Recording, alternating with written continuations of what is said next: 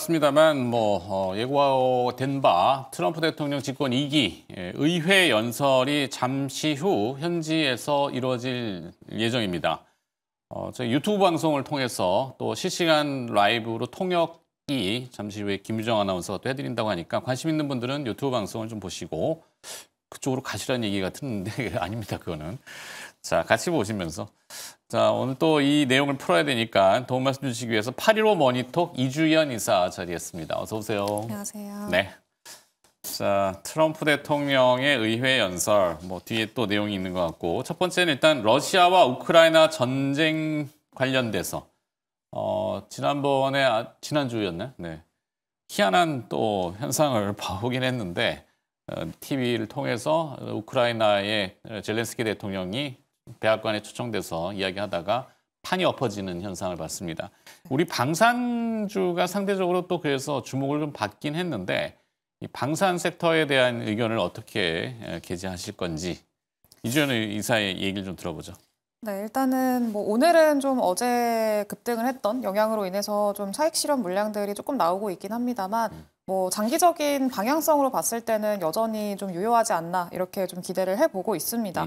일단 앞서서 말씀을 해주신 대로 만약에 이번에 전쟁이 끝나게 되면은 종전이 되면은 이제 방산주들이 좀 모멘텀을 잃는 거 아니냐 이런 우려들이 있었는데 사실 그렇게 되려면은 전쟁이 확실한 우크라이나의 승리로 끝난다거나 이렇게 마감이 됐으면은 이제 모르겠습니다만 지금의 분위기로 봤을 때는 좀 미국이 러시아 쪽으로 힘을 실어주고 있는 그런 상황이고 살짝 이제 무게가 한쪽으로 실린 상황에서 종전이 될 걸로 현재는 좀 예상을 하고 있습니다. 그래서 이제 그런 측면에서 봤을 때는 유럽 국가들도 계속해서 국방비 증액에 대한 어떤 필요성을 느낄 수밖에 없는 상황이고 긴장도가 여전히 높아져 있는 그런 상황이기 때문에 이런 흐름들 자체는 장기적으로 지속될 수밖에 없다. 이렇게 좀 봐야 될 것 같습니다. 특히나 유럽 같은 경우에는 지금 GDP 계속 그 GDP 대비해서 이 국방비를 증액한다라고 얘기를 하고 있는 상황이고 현재 평균적으로 한 1.99% 정도 됩니다. GDP 대비해서 국방비가. 근데 앞으로 좀 더 이제 재정을 좀 출자를 해가지고 한 1.5% 정도 추가적으로 증액을 한다고 했고 이 규모로 좀 따져보면은 4년 동안 거의 1,000조 가까운 돈이 됩니다. 그러면은 방위비를 증액을 하게 되면은 이 돈으로 뭘 할 거냐 이게 가장 또 중요한 건데 그걸로 당연히 또 무기를 사는 것도 포함이 돼 있겠죠. 그러면서 이제 우리나라 기업들이 잘하는 것 중에 하나가 특히 방산 기업들이 잘하는 것 중에 하나가 특히 납기를 잘 맞추는 것들 그리고 저렴한 거 가성비 이런 측면에서 봤을 때 충분히 좀 선택받을 수 있다라는 기대감들이 좀 유입이 되고 있다 이렇게 보시면 될 것 같습니다. 그래서 실제로 지금 이미 좀 파이프라인 자체는 좀 많이 쌓아놓은 그런 상황이기는 합니다만 앞으로 지속적으로 지금까지 어떤 레퍼런스를 바탕으로 해서 한화 에어로스페이스를 포함해서 앞으로 LIG 넥스원도 그렇고 지금 현대로템도 그렇고 계속해서 어떤 판매량 자체를 늘려나갈 수 있을 걸로 현재 기대를 하고 있는 그런 상황이고요. 이게 유럽뿐만이 아니라 중동 국가들도 마찬가지고 동남아시아 이런 각국에서도 계속 방위비를 증액하겠다라는 이야기들을 계속 하고 있는 그런 상황이기도 하고요. 베트남 같은 경우에는 러시아에 대한 무기 의존도가 한 90% 정도가 되는데 이제 러시아에 대한 의존도를 줄이겠다라고 최근에 좀 이야기를 했었습니다. 그래서 다변화를 할 가능성들, 그러면서 한국 기업들이 선택을 받을 가능성들에 대해서도 충분히 좀 기대를 해볼 만하다라고 좀 보고 있고요. 특히나 한화 에어로스페이스 같은 경우에는 K9을 이제 수출을 하고 있는 그런 상황이죠. 근데 방산 기업들이 이제 지금 수출을 하게 되면은 그거를 같은 동력으로 사용하는 다른 무기 체계들이 좀 있고 그렇기 때문에 그런 연결성을 생각을 했을 때도 일단 한번 좀 수입을 해 가면은 무기를 사 가면은 연쇄적으로 다른 동력을 같은 동력을 사용하는 예를 들면 레드백이라던가 이런 것들을 추가적으로 주문할 가능성들이 충분히 있다라고 좀 생각을 하시면 될 것 같습니다. 네, 근데 변수는 이제 그러면 유럽 사실 방산 기업들이 있는데 그 기업들이 가장 큰 수혜를 받는 거 아니냐, 한국 기업들까지 올 수 없는 거 아니냐, 이런 우려감들이 여전히 있긴 합니다. 근데 그것도 일부 맞는 얘기기는 한 게 최근에 방산 기업들 유럽에서 보시면 아시겠지만 라인메탈을 포함해서 계속 신고가 랠리 좀 펼치고 있는 그런 상황이죠.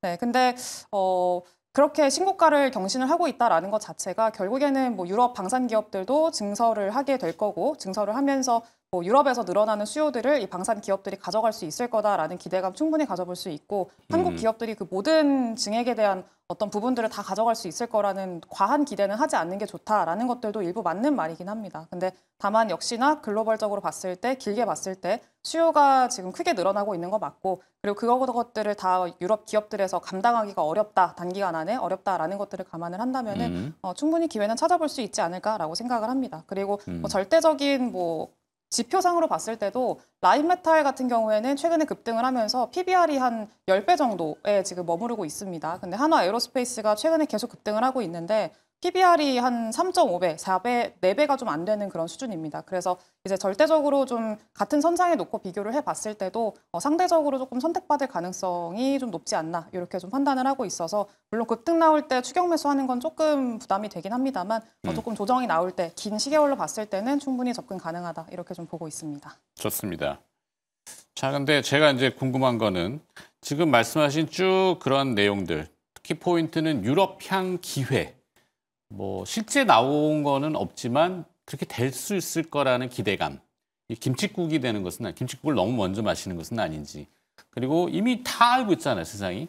네. 그리고 시세가 거기에 형성됐었고. 그러면은 그게 또 기회가 시세 차익의 기회가 추가로 있기는 조금 애매모호하지 않을까. 첫 번째고. 두 번째는 미국과 러시아의 친밀도가 높아지잖아요. 네. 그 이면에 보면 북한이 지금 패키지로 거의 있는 게 상식 아니겠어요? 그러면은 미국과 북한이 조금 어떻게 될지는 모르겠어요. 대척점으로 계속 갈지는 모르겠지만 만약에 온건 분위기다 그러면 방산이라는 섹터는 투자 심리적으로는 조금 영향을 받을 수 있지 않을까. 이게 두 번째고. 그다음에 세 번째는 너무 방산 그러면은 사실 다양성은 많지는 않아요. 지금 한화라는 쪽에 너무 몰려 있는 거 아닌가? 네. 어제 뉴스 나온 바 한화오션이 차기 구축함 수주 산업 KDD인가요? 네, 방사청에다가 설계도를 달라. 기업이 방사청에다가 우리 막강하니까 뭘까? 한화오션이 물론 뭐 잘하면 좋죠. 근데 한화라는 특정 기업의 방산이 너무 집중되는 것은 아닌가? 제가 이제 궁금한 세 가지. 방산을 지금 꺼내셨으니까 그거에 대한 너무 질문이 많았죠. 일단 재료가 이미 다 노출된 김칫국.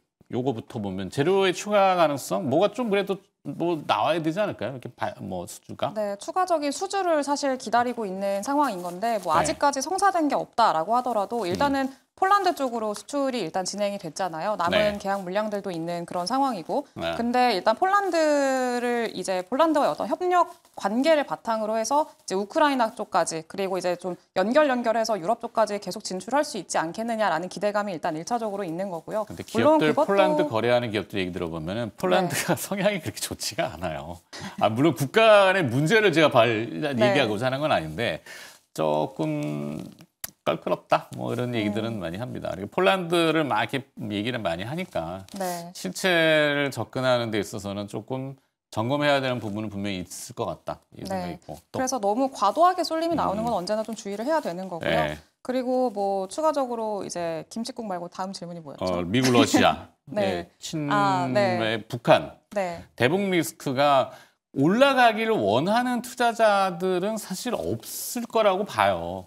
왜냐하면 저희 이제 방송에서 맨날 얘기하지만 정치적인 편향성은 항상 우리는 중립을 지키려고 노력하고 있지만 경제는 중립이라는 게 없다. 주식시장 망가지길 바라는 주식 투자자가 어디 있겠어요. 숏치지 않은 이상.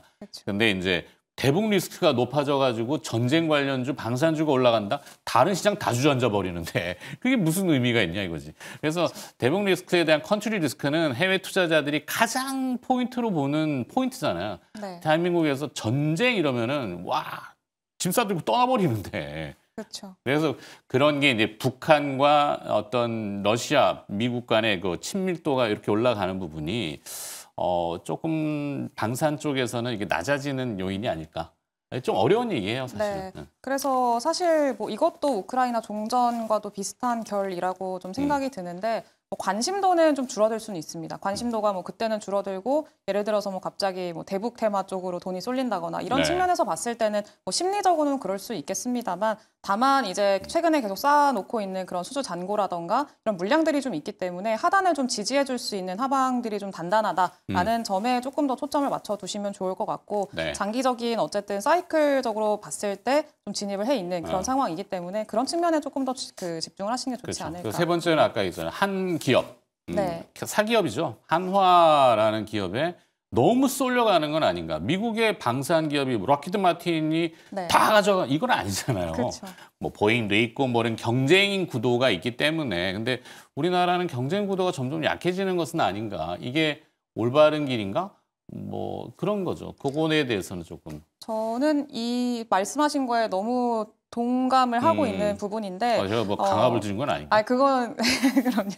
네, 근데 이제 한화 에어로스페이스 쪽으로 너무 쏠림이 발생을 하는 거는 네. 사실 지금 최근에 시장이 대장주로서 사실 인식을 하고 있는 그렇죠. 거고 일단 방산이라고 하면 그쪽으로 가장 먼저 또 돈이 쏠리는 분야이기 때문에 일단은 그게 분위기가 형성이 돼 있다라고 하면은 주가상으로는 그게 어쩔 수 없는 흐름인 것 같습니다. 한국 그 시장의 특성상.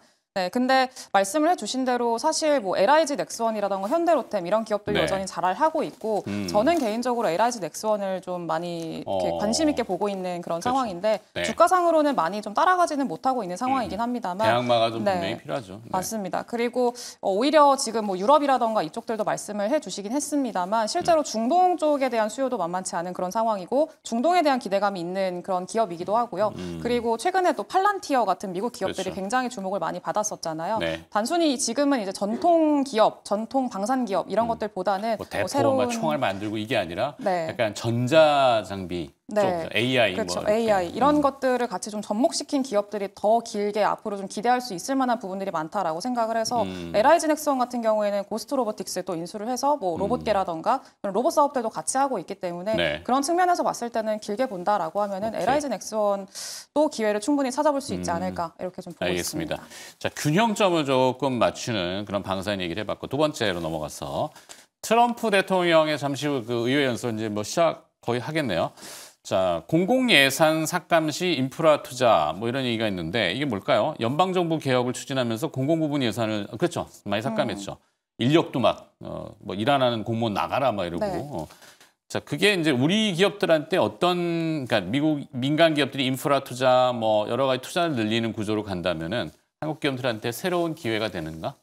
새로운 기회가 될 수 있는 부분도 있고 또 네. 피해를 볼 수 있는 부분도 있고 좀 그렇게 생각을 해야 될 것 같은데 일단은 뭐 질문을 좀 보게 되면은 뭐 전체적으로 삭감하는 분야들이 좀 많기는 합니다. 뭐 인프라라던가 방산 그리고 IT 뭐 이쪽들 전반적으로 뭐 삭감이 진행이 될 거다 뭐 이런 우려감들이 있기도 하고요. 그러면서 기존의 좀 산업을 같이 좀 이전 정권에서부터 이제 정책적으로 수혜를 받았던 산업 쪽들 같은 경우에는 좀 피해를 보는 거 아니냐 이런 우려감들이 있긴 합니다. 근데 뭐 인프라 같은 경우에는 사실 지금 뭐 우리 트럼프 대통령이 아니고 그냥 이제 트럼프 대통령이 네. 이제 계속 하고 있는 거는 뭐 예산을 삭감하는 것보다는 조금 더 이제 효율적으로 예산을 관리를 하겠다라는 방향성이고 이거를 그러니까 이제 정부에서 예산을 지출을 하는 것보다는 민간 쪽으로 이제 그걸 돌리는 거죠. 그래서 민간 주도 하에 좀 지출을 하도록 계속 좀 유도를 하고 있는 그런 상황이라고 보시면 좋을 것 같고요. 네. 그러면서 인프라 같은 경우에도 민간 중심으로 이제 좀 전환이 될 걸로 좀 보시면 될 것 같고 뭐 총량 자체로 봤을 때는 좀 감소가 되겠지만 뭐 대형 프로젝트 뭐 기존부터 진행이 되어 오던 그런 부분들 같은 경우에는 유지될 가능성이 좀 높지 않나 좀 이렇게 생각을 하고 있습니다. 그러니까요. 방산 같은 경우에도 이제 좀 많이 걱정을 하시는 부분이었었고 방산 얘기가 나왔을 때도 미국 증시 안에서 그 방산 기업들이 굉장히 좀 많이 급락하는 모습들이 나왔었는데 사실 이것도 좀 효율적으로 예산을 관리하겠다라는 방향이라고 좀 보시면 좋을 것 같습니다. 그래서 이것도 지금 최근에 뭐 그린란드 가서 뭐 이렇게 좀 압박을 하고 있고 뭐 이런 네. 것들도 대부분 다 자주국방에 대한 어떤 필요성을 늘리는 그런 의도라고 좀 보시면 좋을 것 같고요. 자체적으로 좀 투자를 해라, 미국에 투자를 해라라고 이제 요구를 하고 있는 거고 좀 의도를 가지고 있는 그런 상황이기 때문에 뭐 전체적인 미국에서 지출하는 규모 자체는 줄겠지만 뭐 민간 투자라던가 이런 것들은 오히려 더 훨씬 많이 늘어나고 있는 상황이기도 하고요. 최근에 뭐 IT 쪽에서 봤을 때는 스타게이트 프로젝트 이런 것들도 그 일환이라고 좀 보시면 될 것 같습니다. 그래서 네. 뭐 소프트뱅크라던가 오픈 AI 이런 민간 기업들이 다 같이 좀 출자하고 뭐 투자를 해가지고 미국 내에서 뭐 대규모 데이터 센터를 짓는다던가 뭐 이런 것들이 다 그런 것들의 일환이라고 보시면 좋을 것 같고요. 그 안에서 수혜를 받을 수 있을 만한 업종은 사실 앞서서도 말씀드린 뭐 방산 기업들, 우리나라의 방산 기업들이 될 수 있을 거고, 그리고 뭐 인프라 투자가 진행이 되면은 당연히 그 안에 좀 들어갈 수 있을 만한 인프라 관련한 기업들 있죠. 뭐 최근에 뭐 강했지만 지금은 좀 쉬어가고 있는 뭐 전력기기라던가 이런 쪽들 같은 경우에도 계속 좀 연속적으로 사이클은 이어갈 수 있을 만한 환경이라고 좀 봐야 될 것 같습니다. 그리고 또 미국 내에서 투자를 진행을 하고 있는 뭐 실제로 그 트럼프가 계속 유도를 하고 있는 그런 그 흐름에 맞게 좀 투자를 진행을 하고 있는 뭐 삼성전자라던가 반도체 뭐 공장이라던가 네. 그리고 뭐 자동차 공장 이런 것들을 잘 하고 있는 기업들 같은 경우에는 단기적으로 봤을 때는 비용 측면에선 조금 압박이 있을 수는 있겠습니다만 길게 봤을 때는 그래도 어떤 수혜에 대한 기대감은 조금 말할 수 있지 않을까 좀 그렇게 보고 있습니다. 네. 뭐 트럼프 대통령의 포인트는 그거죠. 뭐 국가가 주도해서 모든 걸 다 커버할 수는 없어. 특히 다른 나라 뭐 하는데 우리 국가 돈이 들어가, 뭐 세금이 들어가, 이거 인정 못해. 네. 뭐 그러면서 미국 내에 투자하는 거에 대해서는 적극적으로 쌍수를 들고 반기고 미국의 관료들까지도 이제 같이 가세해서 엔터런스 피가 이제 1,000억 달러인가요? 1조 원 정도? 네. 네, 허들을 뭐 정하는 것까지도 엊그저께 나왔던 것 같은데, 자 이제 트럼프 대통령이 아시아를 향해서 과연 어떤 이야기를 할 것인가? 특히 이제 미국 향해 이익을 많이 내는 우리나라, 뭐 일본, 또 뭐 어제는 독일까지 유럽이 있는 것 같은데 관세를 또 이야기할 거다라고 하는데 어떨까요? 저도 알고 싶습니다. 트럼프 대통령의 머릿속에 좀 들어가 보고 싶은데 뻔하지 지금 않을까요? 워낙에 네. 아니 아까 제가 오프닝에 했지만 사실 우리를 향해서 관세를 하면 부담되지? 그러면은 그만큼 다 너희들 돈 더 풀어. 그래서 우리 물건 더 사줘. 이렇게 할 것 같은데 실제 그 내용 나오고 정부가 네. 오시오 플러스 알파 초대형 기금을 조성해서 추경의 일환인 것 같긴 한데 첨단 전략 사업에 투입을 하겠다. 아침에 바로 10시 30분인가 나왔어요. 보도가. 그러면은 뭐 트럼프 대통령이 원하는 바 이런 거 아닌가? 돈 그렇죠. 풀어서 돈을 가지고 우리 물건을 더 사주고 우리나라의 투자, 그러니까 미국 내의 투자를 더 늘리고 관세 가지고 이제 딜을 하겠죠. 네. 그래서 실제로 계속 트럼프 대통령이 좀 SNS에 글을 많이 올리잖아요. 네. 항상 관세 관련한 이야기를 하면 마지막에 다는 단어가 미국 내에 투자하면은 이제 괜찮아. 이런 얘기를 항상 달고 있기 때문에 결국에는 의도가 결국엔 명확한 상황이긴 합니다만 네. 다만 이제 계속 좀 불확실성으로 작용을 하고 있다라는 게 가장 큰 문제인 것 같긴 합니다. 일단은 트럼프 대통령이 오늘도 뭐 좀 이야기를 하긴 하겠습니다만은 뭐 우크라이나 쪽이라던가 그리고 기존의 뭐 다른 캐나다라던가 멕시코 이런 국가들의 좀 던져놓은 관세 관련한 이야기를 주로 할 거고요. 뭐 우리나라에 해당되는 관세 이야기는 아마 4월 2일로 일단 예정을 해놓은 그런 상황이기 때문에 그 전후로 좀 생각을 해봐야 되지 않을까라고 좀 생각을 합니다. 네. 관세가 부과가 되면은 당연히 타격은 불가피하다고 좀 봐야 될 것 같고요. 일단 우리나라 수출의 한 20% 정도가 미국으로 이제 가는데 그 중에서 1, 2, 3위를 기록을 하고 있는 게 뭐 반도체, 자동차 이런 우리나라를 대표하는 산업들입니다. 그렇기 때문에 단기적으로는 좀 당연히 타격을 받을 수밖에 없는 상황이고 다만 좀 염두에 두셔야 되는 거는 일단 이 관세에 대한 리스크 자체는 이전부터 굉장히 오랜 시간 동안에 반영이 돼 왔었고 그런 것들을 반영을 하면서 주가상으로 보면 또 굉장히 많이 빠져 있기도 합니다. 네. 그래서 절대적인 그 가치를 좀 이렇게 말씀을 드리는 게 그렇게 좋아하진 않긴 합니다만 뭐 한국을 봤을 때는 뭐 PBR이 뭐 한 배도 안 되는 그런 수준이고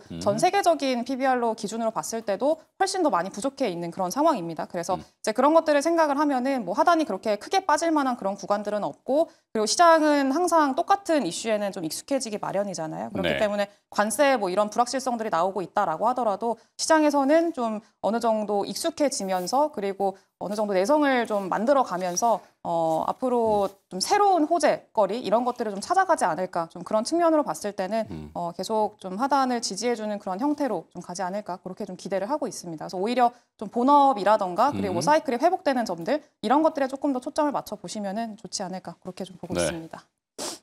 온 거에 질문이 8개인데 앞에 1, 2번을 너무 길게 해가지고 다 잘라야 될 것 같은데 결론으로 가야 됩니다. 네. 자, 의회 연설 트럼프 대통령의 의회 연설 이후에 시장 영향에 대해서 한번 해주시고 관련된 뭐 또 섹터 이렇게 연결 지은다면 어떨까요?